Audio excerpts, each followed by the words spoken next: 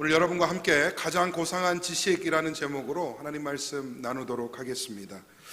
우리는 각자 모두가 가지고 있는 지식을 근거로 생활을 합니다. 살아가요.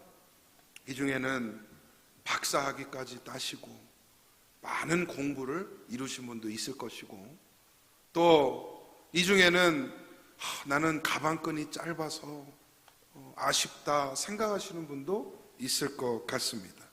하지만 우리는 수준의 차이는 있을지언정 다 지식을 기반한 삶을 살아가고 있다는 거예요. 그리고 내 지식은 내가 활용해서 이익을 만들고 삶을 살아가는 것이죠. 어떻게 하면 잘 이 지식을 써먹어서 생산적인 결과를 창출할까 고민하는 것입니다.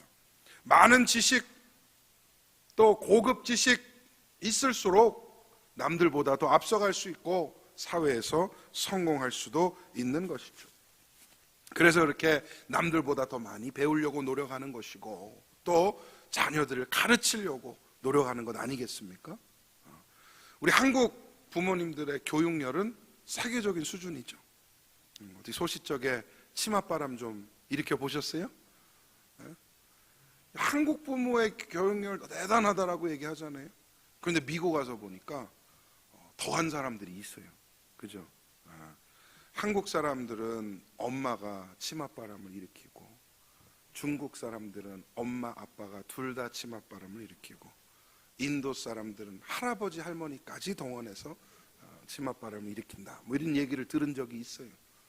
그 정도로 자녀 교육에 열을 올립니다. 왜 그런가요? 그 지식, 쌓아가는 그 지식이 미래를 결정하고 삶의 성공을 결정한다는 것이죠. 근데 그토록 배우려고 하는 거, 가르치려 하는 거 어떠한 지식입니까? 결국 이 땅에서 내 지적인 호기심을 해결하고 잘 먹고 잘 살기 위해 더 많은 돈과 지위를 추구하기 위한 지식이 아닌가 생각해 봅니다. 근데 과연 이 지식이 죽음 앞에서 무엇을 할 수 있을까 질문해 봐야 합니다.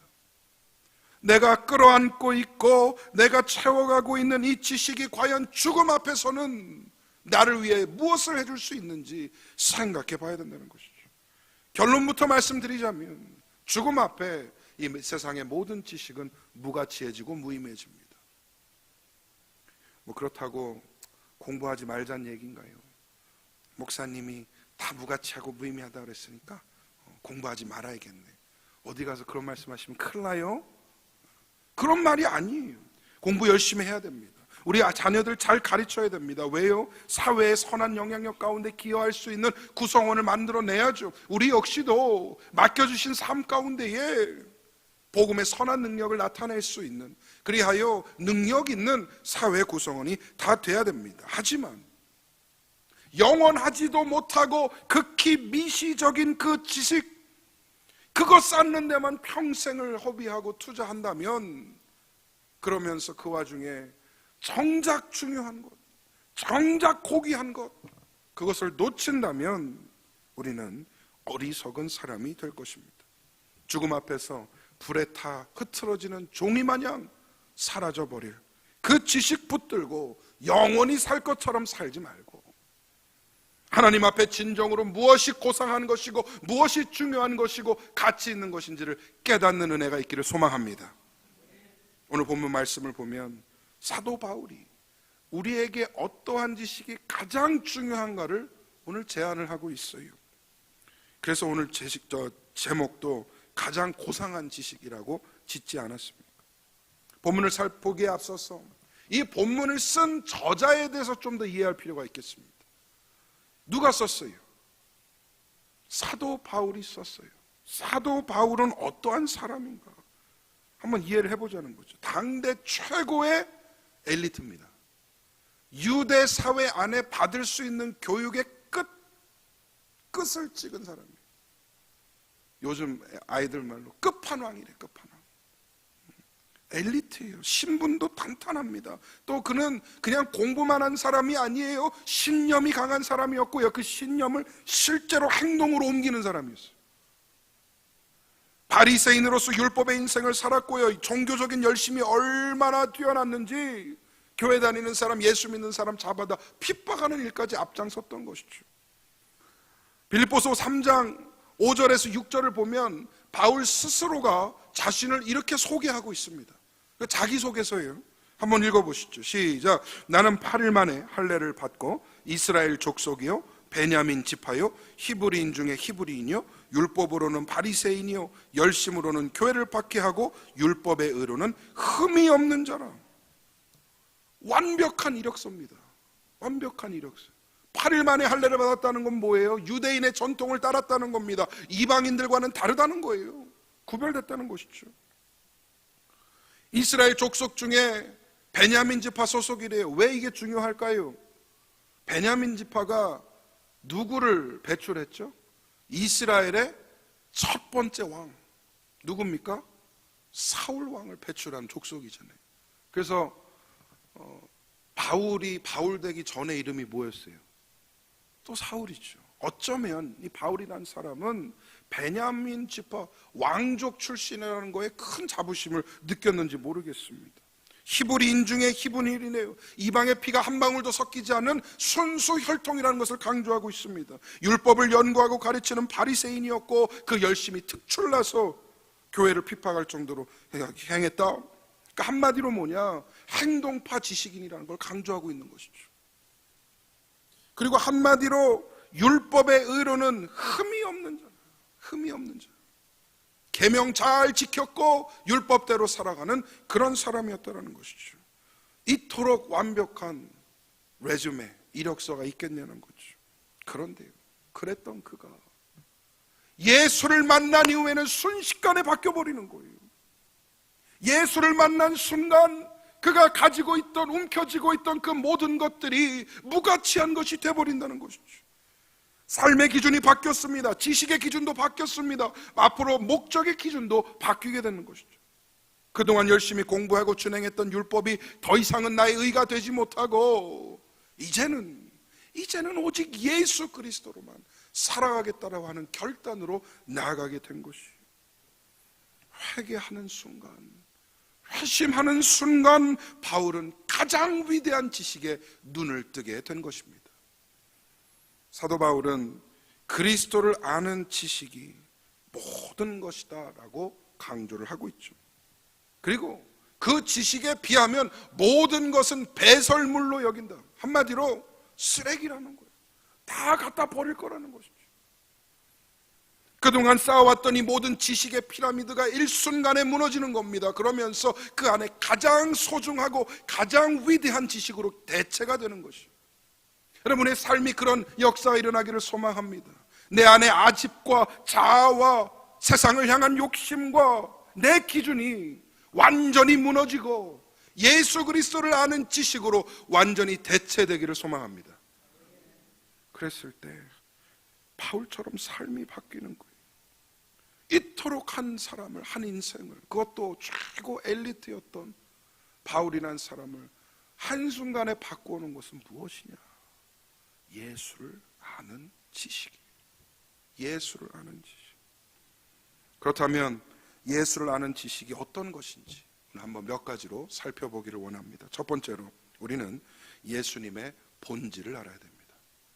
세상이 예수님에 대해 가진 오해 중에 하나가 뭐냐? 그는 위대한 사람 중에 하나였다는 것이죠. 예전에 이렇게 위인 전집이 제 책상에 있었는데 아직도 기억이 나요. 한 3분의 1 지점에 예수가 있었어요. 그 옆에는 석가모니도 있었어요. 그 옆에는 공자도 있었어요. 수많은 위인 중에 한 명이라고 보는 거죠. 훌륭한 선생, 훌륭한 랍비 중 한 사람으로 봅니다. 단순히 2000년 전 팔레스틴 지역을 살아갔던 선지자 중에 하나로 보는 거예요. 오해입니다. 예수님은 그런 분이 아닙니다. 요한복음 1장 1절에서 3절까지 예수님이 어떤 분인지를 밝혀주고 있습니다. 우리 한번 같이 읽어보겠습니다. 요한복음 1장 1절에서 3절입니다. 시작. 태초에 말씀이 계시니라. 이 말씀이 하나님과 함께 계셨으니 이 말씀은 곧 하나님이시니라.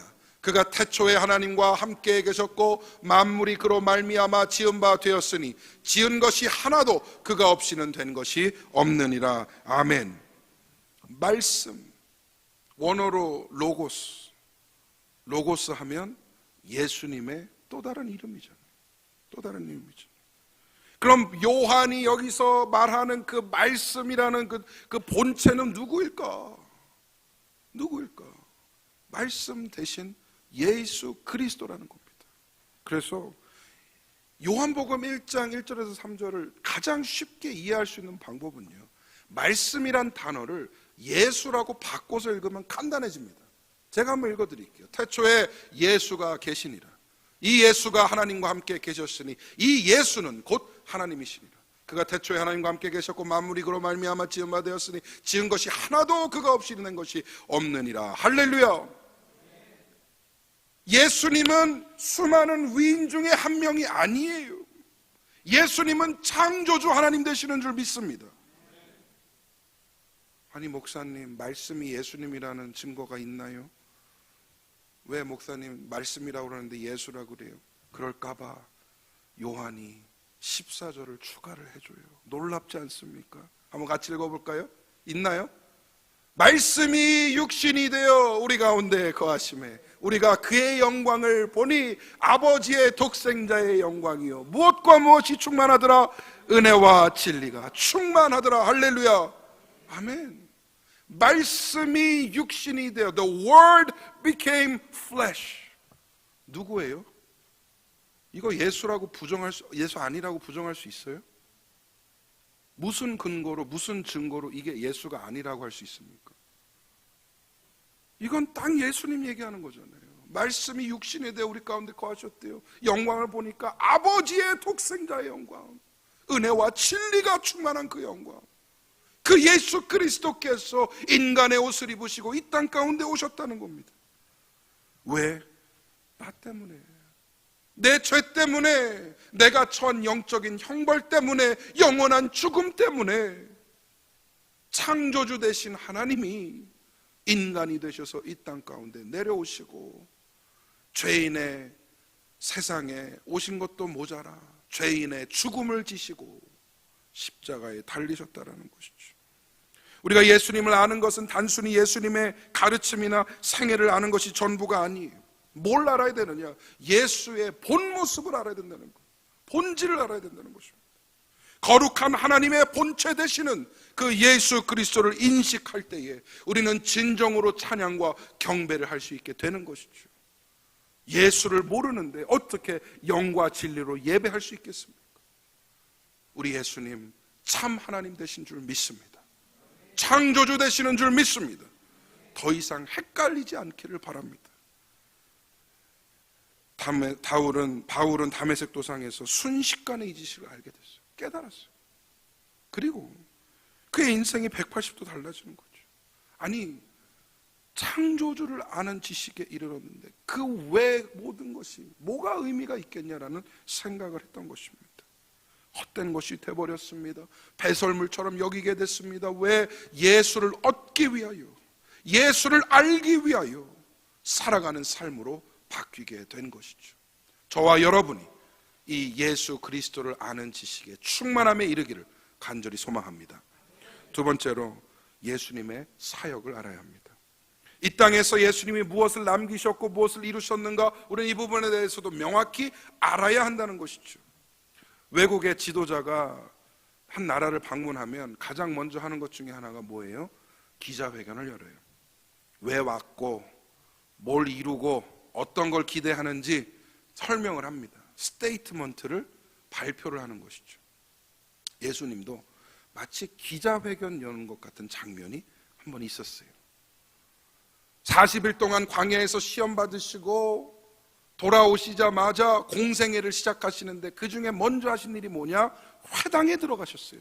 회당에 들어가시면서 이 말씀을 전하시는 거예요. 누가복음 4장 18절 말씀 뭐라고 합니까? 함께 읽습니다. 시작. 주의 성령이 내게 임하셨으니 이는 가난한 자에게 복음을 전하게 하시고 내게 기름을 부으시고 나를 보내사 포로된 자에게 자유를, 눈먼 자에게 다시 보게 함을 전파하며 눌린 자를 자유롭게 하고 주의 은혜의 때를 전파하게 하려 하심이라 하였더라. 아멘.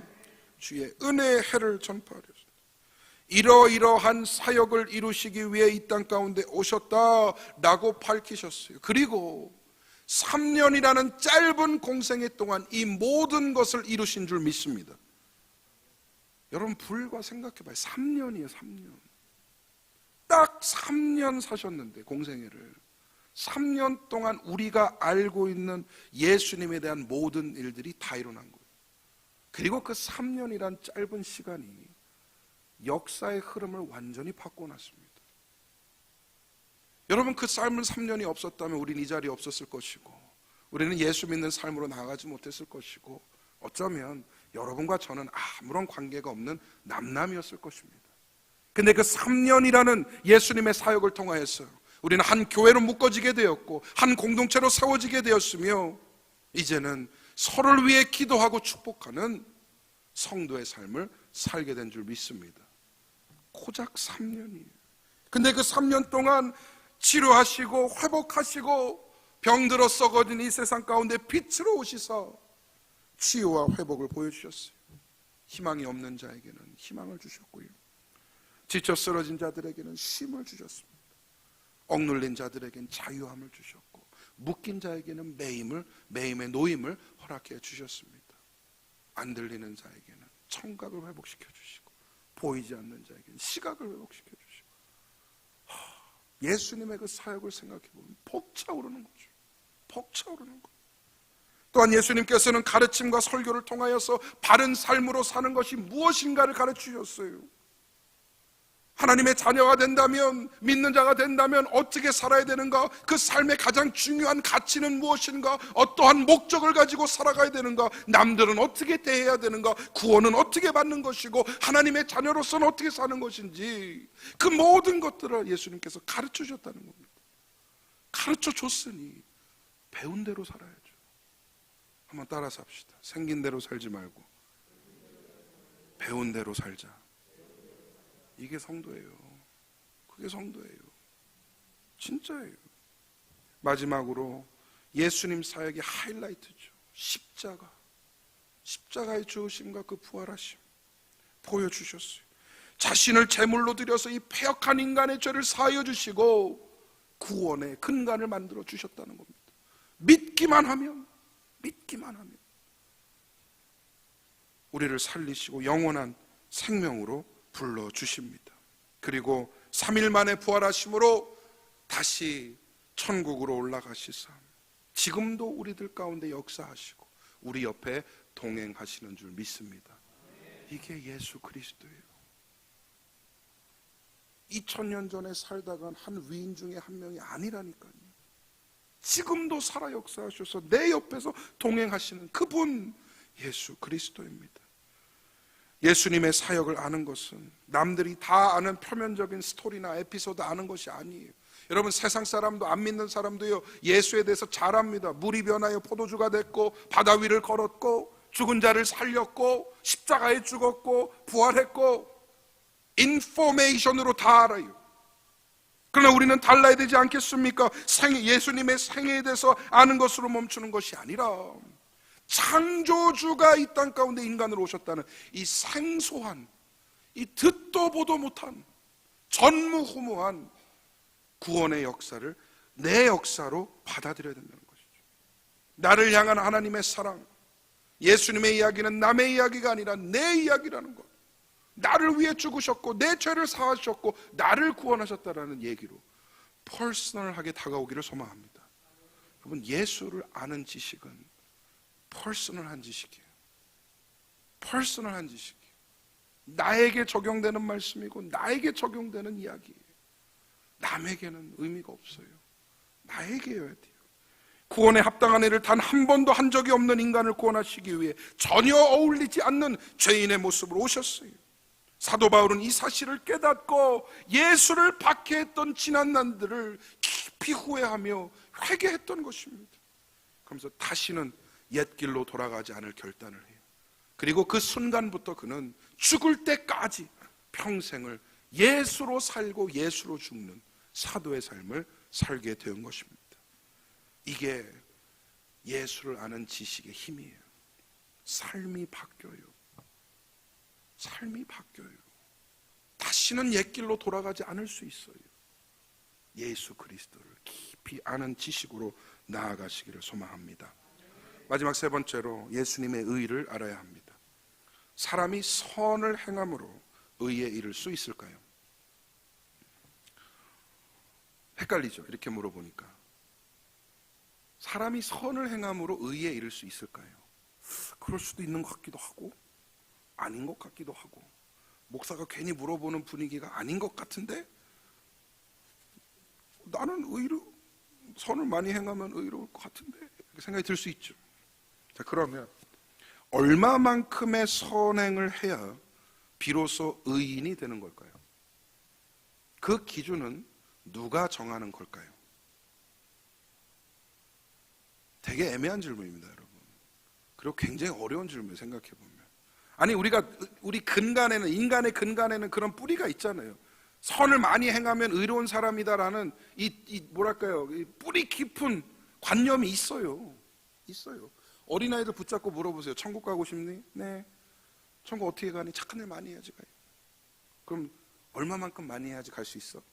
대답 못 할 겁니다. 왜? 누구도 몰라요, 그거를. 누구도 몰라요. 간단한 예를 들어볼게요. 금수저로 태어난 사람이 있어요. 돈이 많아요. 그 사람은 물질로 도네이션도 많이 하고 어려운 사람들 많이 도와줍니다. 반대로 흙수저로 태어난 사람이 있어요. 물려받은 건 빚밖에 없어요. 평생 빚 갚다 끝나고 있어요. 그 사람은 남을 도와준 적이 없어요. 도움을 받아야 됩니다. 자, 그러면 선행으로 의롭다 하는 그 기준을 갖다 댔을 때 누구는 금수저라서 천국 가고 누구는 흙수저라서 지옥 간다면 그게 공평한 일인가요? 조금 더 극단적으로 얘기해 볼까요? 건강한 사람이 자기의 그 건강과 힘을 이용해서 많은 사람들을 도와줍니다. 선행을 베풀어요. 근데 반대로 장애를 갖고 태어난 아이가 있어요. 이 아이는 평생 도움을 주기는커녕 도움을 받아야 합니다. 자, 그러면 어떤 사람은 선행을 베풀었으니 천국 가고 어떤 사람은 선행을 베풀지 못했으니까 지옥 간다 할 때 두 사이에 공정한 기준이 세워질 수 있냐라는 거죠. 여러분, 그래서 믿음이 가장 공정한 기준이 되는 거예요. 믿으시면 아멘. 아니, 우리가 도대체 얼마만큼의 선행을 베풀고 많은 좋은 일을 해야 천국에 갈 수 있는 자격을 얻겠냐는 거예요. 누가 정할 겁니까, 그거를? 각자 다 상황도 다르고 처해 있는 일도 다 다른데, 그래서 하나님은 가장 공평하고 가장 보편적인 기준을 정하신 게 바로 예수 그리스도를 믿는 믿음이라는 거예요. 우리는 한 번도 구원에 합당한 일을 해본 적이 없어요. 얼마만큼 많은 선행을 베풀어야 천국에 갈 수 있고 의인이 될 수 있는지 가늠조차 하지 못할 정도로 패역한 삶을 살았습니다. 완벽하시고 죄 없으신 하나님 앞에 이 패역한 인간이 아무리 착한 일을 많이 한들 의인이 될 수 있을까요? 없어요. 그런데 좋으신 하나님께서는 우리를 너무나 사랑하셔서 구원하시기 위해 의인이 되는 길을 허락하셨으니 바로 예수 그리스도가 십자가에 죽으심으로 우리의 죄값을 대신 치르고 우리의 불의함을 대신 감당하시고 그 죽음에 대한 대가로 하나님께서는 우리에게 의라는 걸 허락해 주신 거예요. 잘 들으세요. 우리는 의로워서 의인이 된 게 아닙니다. 우리는 불의한 존재이지만 예수 그리스도의 의 때문에 의인이라 칭함을 받는 것입니다. 믿으시면 아멘. 그래서 이신칭의예요. 믿음으로 의롭다 칭함을 받는 것이지 우리는 본질적으로 의인이 될 수 없는 존재들입니다. 그저 하나님 앞에 의인이라 칭함받는 그 은혜를 누리는 존재지 절대 우리의 노력과 우리의 공로로 의인이 될 수 없는 것입니다. 본문 9절을 한번 같이 읽어보겠습니다. 그 안에서 발견되려 함이니 내가 가진 의는 율법에서 난 것이 아니요 오직 그리스도를 믿음으로 말미암은 것이니 곧 믿음으로 하나님께로부터 난 의라. 아멘. 바울이 명확하게 얘기하잖아요. 내가 가진 의는 율법에서 난 것이 아니에요. 불과 몇 구절 전에 자기는 율법으로는 흠이 없는 자라고 자랑했어요. 자기는 바리새인이고 자기는 율법으로서는 완벽한 사람이라 자랑했던 사람이 지금 딱 얘기하는 거 몇 구절 뒤에 내가 가진 의는 율법에서 나는 것이 아니다. 율법에서 날 수도 없고 율법의 역할은 내가 죄인임을 깨닫게 하는 것이지 나를 의인으로 만들어주는 게 아니라는 것이죠. 바울이 그리스도의 의의 비밀을 깨달았어요. 그런데 여전히 교회 안에는요, 이 의의 비밀을 깨닫지 못하는 성도들이 너무나 많습니다. 너무나 많아요. 여전히 뭔가 해야 될 것 같고, 여전히 뭔가 구원에는 공로가 있어야 되는 것 같고. 여러분, 그 생각 내려놓으시기 바랍니다. 장담해요. 여러분이 아무리 선한 일 많이 해도요, 하나님에 의해 닿지 못합니다. 하나님에 의해 닿을 정도로면 그거 하나님 아닐 거예요. 내가 뭔가 잘해서 내가 뭔가 공로로 내 자력으로 의를 이룰 수 있는 정도의 하나님이라면 하나님이 될 수 없죠. 워낙 광대하시고 워낙 선하시고 워낙 온전하시기 때문에 우리같이 미천한 죄인들이 그 의의 단계에 이를 수 없다는 것을 인정할 수 있어야 됩니다. 그게 신앙이에요. 하지만 동시에 뭘 인정하는 겁니까? 예수 그리스도의 의가 나에게 전가되어서 하나님은 그 의를 보시고 너는 이제 의인이다라고 불러주신다는 그 사실을 믿으시기를 바랍니다. 자, 그러면 선행도 하지 말아야 되나요? 목사님 아까 공부하지 말라 그러더니 지금은 선행을 안 해도 된다고 얘기하시는 건가요? 아니죠. 절대 그렇게 얘기하시면 안 돼요. 허목사를 불의한 자로 만들면 안 됩니다. 우리는 그리스도인으로서 사회적 책임에 충실해 살아가야 합니다. 선행을 베풀고 선행을 하는 일에 힘써야 한다는 것이죠. 왜? 그게 우리의 부르심이기 때문에. 잘 들으세요. 우리는 구원받기 위해 의를 행하는 자들이 아니라 구원받았기 때문에 의를 행하는 자들입니다. 믿으시면 아멘. 그게 우리의 삶이에요. 말씀 맺겠습니다. 주님을 사랑하시는 우리 성도 여러분들, 우리는 이제까지 덜 중요한 하급 지식에 목매달고 산 거 아닌가 돌아보기를 원합니다. 지나온 세월들 돌아봤을 때 물론 내가 가진 지식을 통해 유익도 누렸죠. 하지만 죽음 앞에 그것이 무엇을 할 수 있겠습니까? 세상 살아가는데 필요한 지식들은 그렇게 투자하고 그렇게 힘쓰고 살아왔지만 정말 구원에 이르고 바다같이 넓고 깊은 은혜에 이르는 이 그리스도 예수를 아는 지식에는 얼마만큼 투자하셨습니까? 시험 끝나면 교회 갈게요. 진급하면 자리 잡으면 신앙생활 할게요. 남편이 허락해주면 그때 한번 믿어볼게요. 젊었을 때는 좀 즐기다가 나이 먹고 예수 믿어볼게요. 많이 들었던 말 아닙니까? 예수를 아는 지식에 이르는 가장 좋은 순간은 바로 지금입니다. 믿으시면 아멘. 오늘 저와 여러분이 그리스도를 아는 지식으로 나아가기를 소망합니다. 이 지식만이 우리에겐 진정한 풍요와 행복과 만족을 줄 수 있으며 우리에게는 죽음을 대비할 수 있는 힘을 주게 되는 것입니다. 영원한 생명, 천국의 소망 어디에 담겨져 있느냐? 예수 그리스도를 아는 이 가장 위대한 지식에 있는 줄 믿습니다. 여러분과 제가 이 지식 가운데 충만한 기쁨과 은혜를 누리시는 복된 성도 다 되시기를 주님의 이름으로 축원드립니다. 아멘. 우리 한번 찬양하고 기도하도록 하겠습니다. 내 삶의 소망, 내가 바라는 한 분 예수 닮기를 내가 원하네. 함께 찬양하겠습니다. 내 삶의 소망, 내가 바라는 한 분 예수 닮기를, 예수 닮기를 내가 원하네. 한없는 사랑, 풍성한 은혜 긍휼, 예수 닮기를 내가 원하네. 예수 닮기를, 예수 보기를, 예수만 높이길 내가 원하네. 내 평생 소원 예수 닮기를, 예수만 닮기를 내가 원하네. 2절입니다. 온유하시고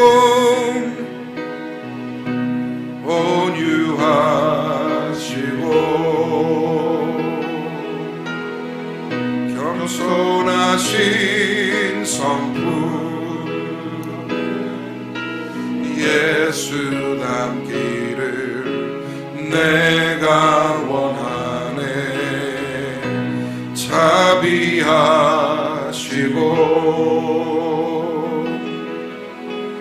위로자 되신 주 예수 닮기를 내가 원하네. 예수 닮기를 예수 보기를 예수만 높이길 내가 원하네.